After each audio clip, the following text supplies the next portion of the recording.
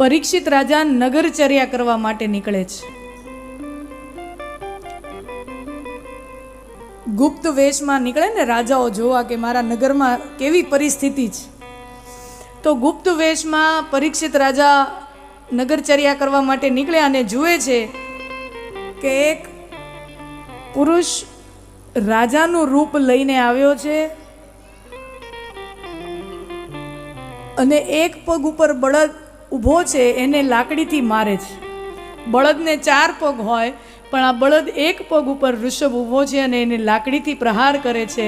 અને બાજુમાં એક દુબળી પતળી જર્જરિત ખૂબ મરણપ્રાય પરિસ્થિતિમાં એક ગાય માતા છે, એને પણ મારે છે લાકડીથી. કથા છે ભાગવતમાં.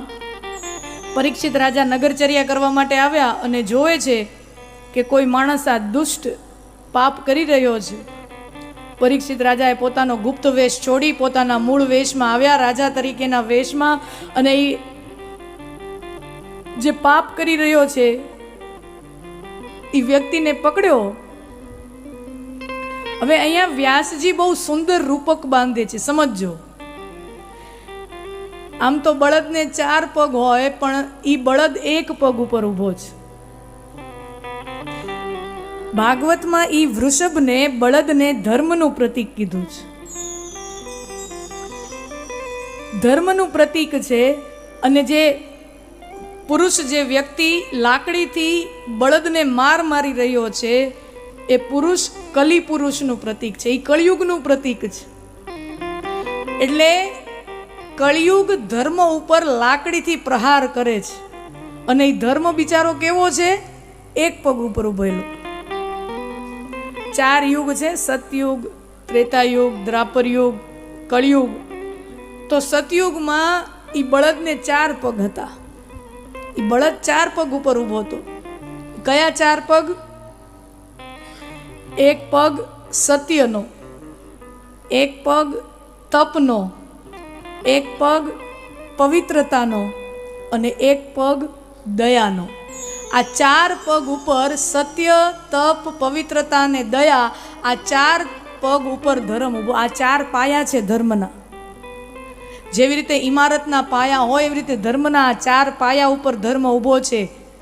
સત્ય, તપ, પવિત્રતા અને દયા. સતયુગ ગયો એટલે સત્યનો પગ કપાણો.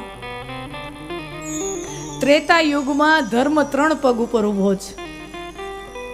ભગવાન રામ જ્યારે આવ્યા ત્યારે ત્રેતા યુગ અને એમાં ધર્મ 3 પગ ઉપર ઊભો છે.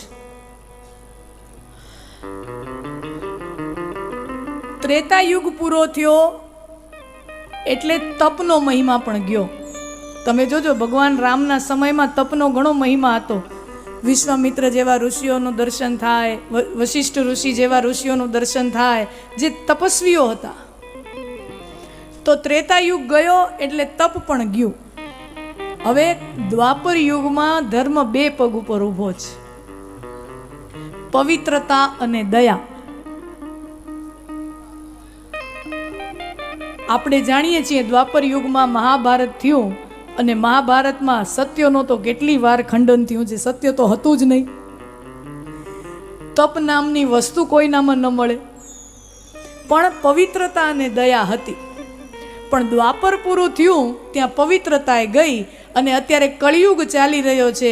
અત્યારે કળિયુગમાં નથી સત્ય, અત્યારે સમાજમાં સત્ય નથી, સમાજમાં તપ નથી, સમાજમાં પવિત્રતાય નથી. અત્યારે સમાજમાં એક વસ્તુ બચી હોય ધર્મના નામે તો એ છે દયા. દયા હજી બચી છે. દયા મરી પરવારી નથી. હજી માણામાં કરુણા છે, હજી માણામાં દયા છે. હજી કોઈ ભૂખ્યું દેખાય તો માણસ એને અન્નદાન કરવા પ્રેરાય છે, રક્તદાન કરવા પ્રેરાય છે, વિદ્યાદાન કરવા પ્રેરાય છે. અભાવવાળા પરિવારમાંથી દીકરીઓ આવતી હોય તો કેટલાય સરસ મજાના સુંદર મજાના માંડવાઓ બંધાય અને સામૂહિક વિવાહો એવા પ્રસંગો બને ત્યારે સામૂહિક કન્યાદાનના દાતાઓ મળે. આ શું છે? આ ધર્મ છે. એટલે હજી કરુણા અને દયાએ ધર્મને ટકાવી રાખ્યો છે. એટલે હજી જીવવા જેવો જમાનો છે. હજી કરુણા માણામાં છે, હજી દયા માણામાં છે. હજી કોક આમ રોતું હોય ને તો એના ખભે હાથ મૂકીને હાથ ફેરવવા વાળા માણસ છે કે બધું થઈ જશે. આ કરુણા છે, જન્મે હજી છે. અને ધર્મ છે એ એક કળિયુગ છે, એ એક પગ ઉપર ઉભેલા ધર્મને માર મારે છે કે ને દયા નામનો જે પગ છે ને એ માણામાંથી નીકળી જવો જોઈએ એવો પ્રયાસ કળિયુગનો છે. તો પરીક્ષિત રાજા છે અને એનું કામ છે કે સમાજમાં બધું વ્યવસ્થિતતા જળવાય, બધું પ્રજાનું જીવન સુખી આનંદિત રહે, નિયમથી રહે, બંધારણ જળવાય. આ કામ રાજાનું જ જુએ છે કે કળિયુગનો પ્રભાવ. ત્યારે પરીક્ષિત રાજા એ કળિયુગને નાથે છે અને પકડે છે. કેટલી it's a very symbolic language. ભાગવતમાં બહુ પ્રતિકાત્મક વાત કરી છે. પરીક્ષિત રાજા કળિયુગને પકડે છે અને કહે છે મારા રાજ્યમાં આવું પાપ કરે છે, મારા રાજ્યના સીમાડાની બહાર નીકળી જા. અને ત્યાં કળિયુગ પરીક્ષિત રાજાને કહે છે પણ મહારાજ જાઉં તો જાઉં ક્યાં, આખા પૃથ્વી ઉપર તમારું રાજ્ય. યુધિષ્ઠિર રાજા જ્યારે હતા ત્યારે રાજસૂય યજ્ઞ કર્યા છે, અશ્વમેધ યજ્ઞ કર્યાના દાખલા છે. રાજસૂય યજ્ઞ અને અશ્વમેધ યજ્ઞ એટલે કે જે આખો સાર્વભૌમ રાજા હોય, જે સર્વોપરી હોય, ધી એમ્પરર, બીજા બધા નાના નાના પ્રદેશના નાના નાના રાજ્યના રજવાડાઓ એના તાબા હેઠળ હોય, પણ એ બધાયનો મુખિયા તરીકે એક મોટો રાજા તરીકે હસ્તિનાપુર. તો પણ જાઉં તો જાઉં ક્યાં, બધે તમારું રાજ્ય છે. પછી પરીક્ષિત રાજા કળિયુગને છૂટ આપે છે, હું તને 4-5 ઠેકાણા દઉં છું, ત્યાં જઈને તું રે.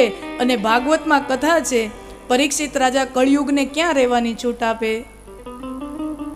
પેલી જગ્યા શુરાપાનમ, જ્યાં દારૂ. આ ભાગવત છે હો, મારા ઘરથી હું કાંઈ નથી લાવતી.